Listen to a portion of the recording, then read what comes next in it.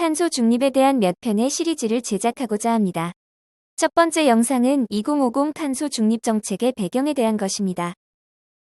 1편은 탄소 중립의 기본 개념을 설명하고 지구 시스템과 기후변화의 원인, 기후변화 현황에 대해 살펴보고 2편에서는 탄소 중립 추진 현황에 대해 3편에서는 탄소 저감 기술, 4편에서는 탄소 흡수, 제거, 활용 및 저장 기술의 순서로 시리즈를 제작할 계획입니다. 3, 4편은 구체적 실행 과정에서 조정할 수밖에 없겠죠. 탄소 중립의 기본 개념을 알아보죠. 탄소 중립은 넷제로, 순탄소 배출 제로를 말합니다.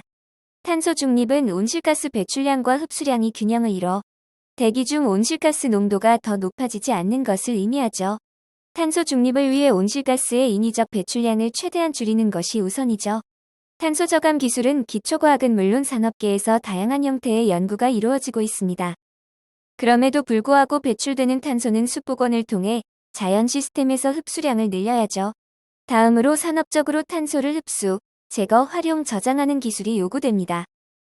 먼저 탄소 순환, 카본 사이클을 볼까요?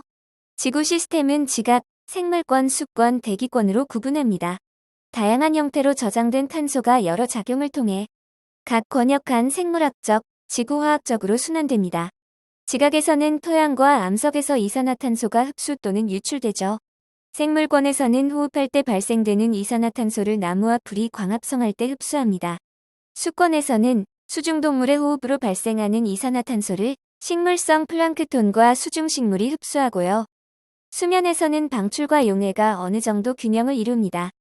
문제는 발전소나 공장에서 화석연료의 연소에 의해 방출하는 탄소입니다. 온실가스 배출원은 제조업 비중이 가장 높고 다음으로 전력, 농축산, 교통운송, 냉난방 순서죠. 농축산이 교통운송보다 많습니다. 젖소 한 마리가 승용차 한 대보다 많은 온실가스를 배출하죠. 인구 증가와 육류 소비 증가로 가축 사육이 늘었고 이에 의한 배출량이 증가했다는 것을 주목해야 합니다. 온실가스에는 이산화탄소, 메탄, 아산화질소 외에도 염화불화탄소, 육불화황, 수소불화탄소 등이 있습니다. 온실가스 흡수원은 숲과 육상 생태계에 의한 흡수, 습지 및 태양 생태계에 의한 흡수, 탄소의 포집, 수송, 저장 및 활용에 의한 흡수로 구분할 수 있습니다. 첫째는 그린카본, 둘째는 블루카본이라 합니다. 셋째는 CCUS고요. 1840년부터 2018년까지 배출된 탄소 총량은 약 645기가톤으로 추정합니다. 에너지 생산, 산업활동, 교통 등 화석연료에서 68%가 배출됩니다. 화석연료는 석탄, 석유, 천연가스, 석유가스가 대표적이죠. 토지 개간, 건축, 벌목 등 토지 이용 과정에서 32%가 발생하죠. 흡수량은 대기에서 40%를 흡수하고 지면에서 30%, 해양에서 25%를 흡수합니다. 배출량이 흡수량보다 약 5기가톤 정도 많았습니다. 2021년 8월까지 26개 국가가 탄소 중립을 선언했습니다. 중국만 2060년 탄소 중립을 달성할 계획입니다. 중국의 탄소 배출량이 압도적으로 많습니다. 우리나라는 8이고요. 우리나라가 2050년까지 넷제로를 달성할 수 있느냐가 풀어야 할 숙제죠. 한때 대한민국은 기후 악당으로 불렸죠. 세계 10위권의 경제 대국이 탄소 중립에 너무 소극적으로 대응한다는 비난을 받았습니다. 기업들의 볼멘 소리 때문에 미루다가 유럽보다 20년 늦게 시작했죠. 2030년까지 40%를 감축할 수 있을지 의문입니다. 윤석열 정부는 아직까지 구체적 계획이 없네요. 온실가스 배출량은 세계의 공장이라 불리는 중국이 1위. 중국은 2060년까지 넷제로를 달성할 계획입니다. 우리나라는 배출량 기준으로 8위 수준이지만 탄소 중립 정책을 뒤늦게 시작했기 때문에 여유가 없죠. 탄소 중립은 새로운 무역 장벽이 때문에 환경 문제가 아닌 먹고 사는 문제가 되었습니다. 우리나라의 탄소 배출량은 2018년에 정점을 찍었습니다. 2020년에 발표한 로드맵에 따르면 2030년까지 2018년 대비 40%를 감축해야 합니다. 2050년까지는 당연히 탄소 배출 제로를 달성해야 되겠죠. 목표를 달성하지 못하면 탄소국 경세를 물어야 합니다. 이 장은 지구 시스템의 개념과 구성 요소를 알아보고 기후변화의 원인 간의 관계에 대해 살펴보겠습니다.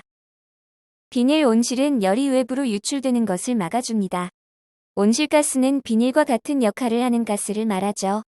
온실가스는 지구에 도달된 태양의 복사에너지가 대기권 밖으로 빠져나가는 것을 막아줍니다. 결국 태양 복사 에너지가 대기층에 갇히게 되고 지구의 온도가 높아집니다. 온실가스가 증가되는 주요인은 발전소나 산업 플랜트에서 화석연료가 연소될 때 배출되는 이산화탄소입니다. 산업화로 인해 화석연료 사용량이 늘어나고 토지 이용 변화 및 산림 벌채 등도 중요한 원인입니다. 지구 환경을 구성하는 대기권, 수권, 빈권, 지권, 생물권은 각자 밀접하게 관련되어 있습니다. 개별 분석보다 종합적으로 분석해야 기후변화의 원인을 찾을 수 있습니다.